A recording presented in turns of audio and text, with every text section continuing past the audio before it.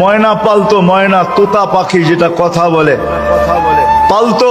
একদিন সকালে বাহির হইতেছে, ময়না বড় দামি হয়, অনেক দামি পাখি।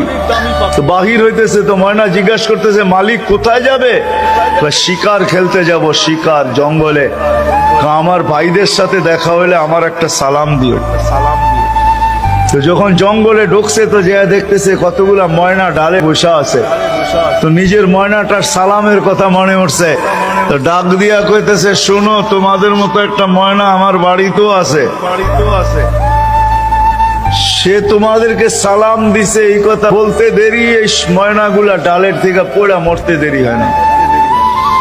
তার মন খারাপ হয়ে গেছে যে ওর সালামে এমন কি বিষ মিশানো ছিল যে এত দামি দামি 12-13টা ময়না মরে গেল।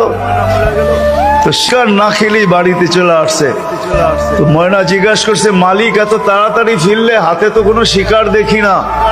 তুই কথাই বলিস না। বলে কেন? তোর সালামে এমন কি বিষ ছিল যে তোর সাথীদেরকে সালাম দিতে দেরি, একটু মরতে দেরি হয় নাই। এই কথা বলতে দেরি, নিজেরটাও মরতে দেরি হয় না, ওইটার সাথে সাথে মরে গেছে। তো খাঁচার দরজা খুইলা সামনে নিয়ে অনেকক্ষণ কাঁদছে, না লড়েও না, চড়েও না, চক্ষুও খোলে না। আর কতক্ষণ কানবে? বস ওইখানে তো ওইখানে লাইখা যে উঠা দাঁড়াইছে ময়না, বাস উড়া চালে বসা গেছে। তো বলছে, এটা কি করলি?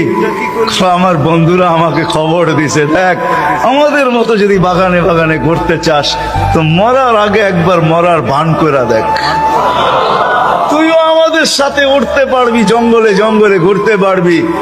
ওইটা মরা ছিল না, ও আমাকে চিঠি দিছে, চিঠি বার্তা দিছে।